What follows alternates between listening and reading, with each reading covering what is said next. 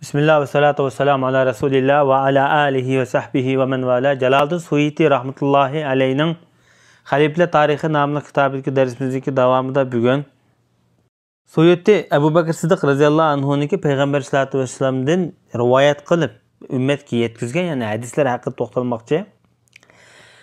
İmam Nevevi o'zining Tahzibul Asma namlı kitabida deyishcha Ebu Bekir Sıddık radıyallahu anhu Peygamber sallallahu aleyhi ve sellem'den 142 dana hadisni yodlab bizga miros qoldirib ketgan ekan. Bu boshqa sahobalar qilgan vaqtda nimishqa oz hadis bayon qilgan Ebu Bekir Sıddık degan vaqtimizda.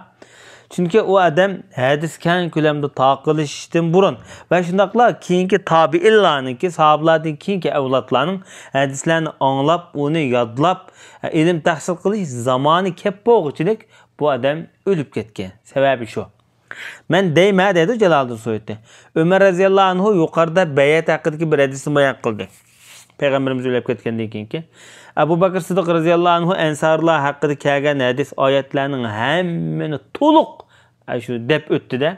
Demak, bu nimani ko'rsatadi degan vaqtda bu odamning Qur'onni va hadisni nihoyat ko'p biladiganligining ifodasi va dalolatidir dedi. Ebu Bekir Sıddık radhiyallohu anhudan hadis bayon qilgan yoki hadis o'rgangan sahobalar nihoyat ko'p bo'lib, bularning qatoridan Hazrat Ömer, Osman, Ali, Ma'fuz Xalifa, Abdurrahman ibn Avf, Abdullah ibn Mas'ud, Huzayfa, Abdullah ibn Ömer, Abdullah ibn Zubayr, Abdullah ibn Amr, Abdullah ibn Abbas, Enes, Zeyd ibn Sabit, Bara ibn Adib, Abi Hurayra, Uqbat ibn Haris, Abdurrahman ibn Abi Bekir oğlu, Zeyd ibn Arqam, Abdullah ibn Mughaffal, Uqbat ibn Amir al-Juhani, İmran ibn Hüseyin, Abu Barzat al-Aslami, Abu Sa'id al-Khudri, Abu Musa al-Ash'ari, Abu Tufayl al-Laysi, Cabir ibn Abdullah, Bilal ibn Rabbah, kızı Ayşe ve Esma qatarlıqlar. Bunlarınki hemmisi sahabiler. Bəzi Yemen'den kelgan sahabiler, bəzi ensarlar, bəzi Arab yarım arallardan kelgan qatarlıq her türlü bəziler mesela Bilal'a oxşay. Türlü sahabiler bu adamdan hadis öğrengan.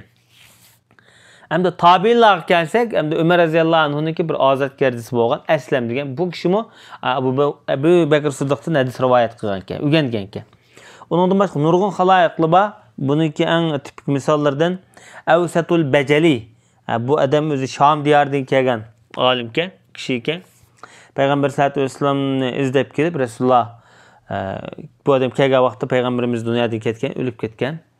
Shunda bu Ebu Bekir Sıddık'niki xalifa davrida kelib, Ebu Bekir Sıddık'dan hadis anglagan, hamma hadis rivoyat qilgan. Endi bu yerda qisqa shaklda Ebu Bekir Sıddık'niki hadislarning hammani yig'ib, qisqa shaklda bir bayon qilib o'tmakni men ravo ko'rdim, deydi Jaloliddin Suyuti. Hamda har bir hadisniki oqsa shu hadisda qaysi hadis olimlari o'zining kitobida yozgan, buni eskartib o'tmoqchi deydi. Lekin buni hamda sanatlik holatda uni yolg'iz yagona ayrim keyin chiqarib qo'yma. Sanatlik holatda deganimiz Abu Hurayradan kim anglagan, undan kim anglagan, undan kim anglagan degandek masalan. Birinchi hijrat hadisini Ebu Bekir Sıddık radhiyallohu anhu bayon qilgan. Bu hadisni Imom Buxoriy, Muslim va uni ikkisidan boshqa hadis olimlarimi kitoblarda bayon qilgan. Masalan, dengiz hadisini Ebu Bekir Sıddık rivoyat qilgan. Masalan, dengizning suvi pokizdir, dengiz o'lib qolgan narsa haloldir degan. Buni Imom Darqutni o'zining hadis kitobida bayon qilib chiqqan. Hamda misvak ig'izni tozalaydi, Parvardigorni xursand qiladi degan hadisni Ebu Bekir Sıddık rivoyat qilgan, Imom Ahmad o'zining kitobida yozib qoldirgan. Shundaqla Peygamber sallallohu alayhi vasallam bir tog'oq go'shtni yeb, namoz o'qib tartammagan degan hadisni Ebu Bekir Sıddık rivoyat qilgan bo'lib, buni Imom Bazzar va Abu Ya'la qatorliq hadis olimlari o'zining hadis kitoblarida chiqarib bayon qilib, xotir qilib qoldirgan. Uningdan boshqa sizlarning biringlar yeyish halol bo'lgan yemeklikni yeb tartamison degan hadisni Ebu Bekir Sıddık rivoyat qilgan bo'lib, buni Imom Bazzar o'zining hadis kitobida chiqargan. Buningdan boshqa Peygamber aleyhissalatu vesselam namoz o'qigan kishilarni urushdan chekildi degan hadisni Ebu Bekir Sıddık rivoyat qilgan, Abu Ya'la Bazzar hadis kitobida xotir qoldirgan. Peygamber aleyhissalatu vesselam mening orqamda eng oxirgi qitim o'qigan namoz bir kiyim bilan o'qindi degan hadisni Ebu Bekir Sıddık rivoyat qilgan, Abu Ya'la buni hadis kitobida xotir qoldirib o'tgan. Va uningdan boshqa Qur'onni asli tushirilgan peti original holatda o'qishni orzu qilgan, shundan bir xil xursandlik his qilgan odam Muşu İbn Ummu Abdining, ya'ni Abdullah ibn Mas'udninki qiroati bo'yicha o'qisin.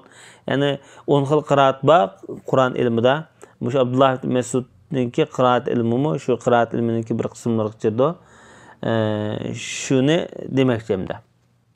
Bu hadisni Imom Ahmad o'zininki Musnad Ahmad nomli kitobida va Ibn Majila xotir qoldirib mangan. Yani birisi o kişi Peygamber Aleyhisselatü Vesselam'a bir qatam mundaq degan ekan.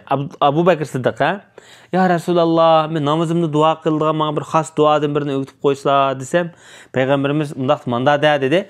"Allohumma inni zalamtu nafsi zulman kaseera va la yaghfiru zunuba illa anta faghfir li maghfiratan min indika warhamni innaka antal g'afurur rahim." degan dedi Peygamberimiz Abu Bakrga. "Ey Allah, men öz nefsimge nahayet ig'ir zulümlarni qilguvchiman. Günahlarni senden başka hiç kim mağfiret kılamaydı ey Allah. Şunun için öz fazl merhametin olan günahımni mağfiret qilgin. Bana şefkat qilgin ey Allah. Sen hakikaten mağfiret qilguchi, hakikaten rahim qilguchi" degan mush duoni o'qishni tavsiya qilgan. Buni hammamiz yodlab olish tegishli duo. Bu duoni, bu hadisni Imom Buxoriy va Muslim rahmatullohi alayhilar o'zining hadis kitoblarida xotir qoldirib ketgan. Ondan başka Peygamber Aleyhisselatü Vesselam kimiki bomdat namazı okusa o adam Allah'ın zimmisinde, yani Allah'ın kipilliki yak eminlikide buludu diye hadisini mi muş kişi rivayet kılıp bu Allah'ın vaadisini buzmanla kim o kişini öldürürken dedi, yani bomdat o vaxtida okuyan adamını öldürürken Allah Teala o adamını izleyip gelip onu devzakka vüzçilap taşlıyordu degan bu hadisni Abu Bakr Siddiq radhiyallohu anhu rivayet qilgan ekan. Bu Allohning kepilligida bo'ldi degan hadisni bir necha xil ma'no bilan tushuntirgan olimlar uning murojaat qilishni tavsiya qilaman. Xo'sh, bu hadisi Ibn Majah o'zining kitobida, hadis kitobida xotir qoldirgan.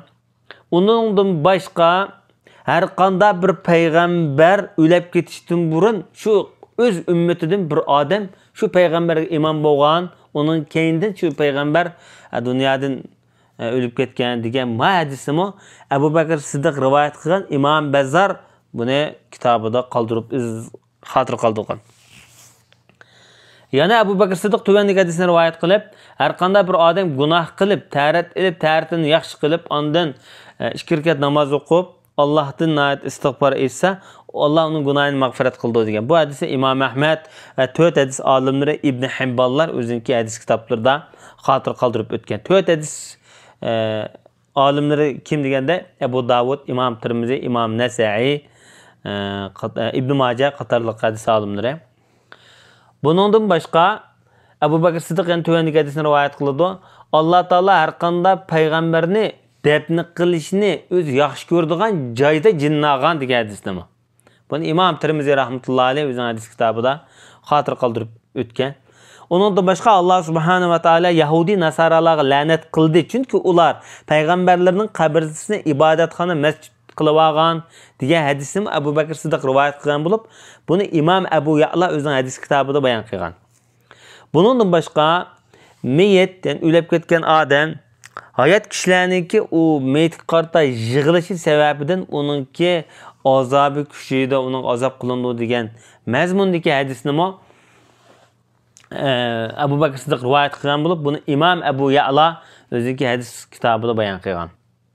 Shundaqla sadaqat o'lchamlari, ya'ni o'lishlar haqidagi hadislarni masalan oltin qanchalar, kumush qanchalar, qo'y qanchalar, to'y qanchalar degan mazmundagi hadislar. Buni uzun holatda, uzun hadislar bu. Buni Abu Bakr Siddiq rivayet qilgan. Buni Imom Buxoriy va uning boshqa hadis olimlari buni o'zining kitoblarida bayon qilib o'tgan. Ve şundaqla Peygamber Aleyhissalatu vesselam yerintal xo'mosimi o'zingni davzaqdan qutqizinglar. Chunki bu xo'ma odamning bunda egir bugurlikini tuzlaydi. Odamning kimda bir beshakildigan balay ofatlardan demoqchi bo'lsa kerak. Shuni yo'q qiladi. Endi nachar o'limlardan saqlaydi. Endi och qolgan odamniki darhol o'zinki shu och qolgan yerga berib kichikina bo'lsa-mu bir to'yg'izib bir aram topqizadi degan. Bu hadisni Abu Bakr Siddiq rivayet qilgan bo'lib, Imom Abu Ya'la o'zining hadis kitobida bayon qilib chiqqan. Va undan boshqa Ibn Abi Mulayka din rivoyat qilgan bir hadisda mundaq deydi. Abu Bakr Siddiq radhiyallohu anhu'niki qamchi tushib ketdi bir qatam. Shuning bilan to'gisiniki ikki oldi putiga putilchilab urib, uni cho'kulatdi-da, cho'kultib ular boshqa sahobalar tabiinlar deydi. Va bizni bursira qachida appasa ko'mamdi dedi qamchini yedin. Xalifa bir podshoh degan vaqtida bu kishi deydi Abu Bakr Siddiq. Mening sevimli do'stim Payg'ambar alayhisolatu vassalam kishilardan hech narsa so'ramasligimni, tilamasligimni buyurgan edi deb mush hadisni bayon qilib o'tgan. Bu hadisda Imom Ahmad Musnad nomli kitobida xotir qoldirib ketgan. Uningdan boshqa Payg'ambar alayhisolatu vassalam Asma bint Umays degan ayol Muhammad ibn Abi Bakrni tuqqan vaqtida, ma ayol Abu Bakrniki. Juynob Abu Mu'allabek etib hajni davomlashtirishni buyurgan dedi. Bu ayol hamda mush haj qilish qilmab, mush Madinaga miqatlar bo'lsa kerak. Shu yerda ihrom bog'lash bosqichida hamda bolasini tug'ib etgan. Hamda bolasini tuqqan nepasga ayol namoz o'qiy olmaydi, ro'za tutolmaydi. Shu hajda qanday qildi deb so'ragan vaqtida ashiralik Juynob yana o'zinki duolarni qilib menga versin deb shunaq degan. Bu hadisni İmam Bazzar, İmam Tabrani rahmetullahi alayhi o'zinki hadis kitoblarida xotir qoldirib o'tgan. Va shundaqla yana bir hadis var. Buni Abu Bakr rivoyat qilganlar Payg'ambar sollallohu alayhi vasallam "Ya Rasululloh, qaysi haj eng afzal?" deb so'ralgan vaqtida Payg'ambar sollallohu alayhi vasallam "Al-hajju va sajju" deb javob bergan. Ya'ni ovozini yuqori ko'tarib talbiya etish, labbayk Allohumma labbayk deb to'lash va shundaqla qon oqqizish, ya'ni shu Ka'baga atab qurbonlik qilish yoki Ka'baga atab qo'y bo'g'izlash, to'g bo'g'izlash, mushu eng yaxshi afzal haj deb javob bergan. Bu hadisni Imom Tirmizi Ibn Majah rivoyat qilgan. Sallallohu alayhi nabiyina Muhammad va ala alihi va sahbihi ajma'in.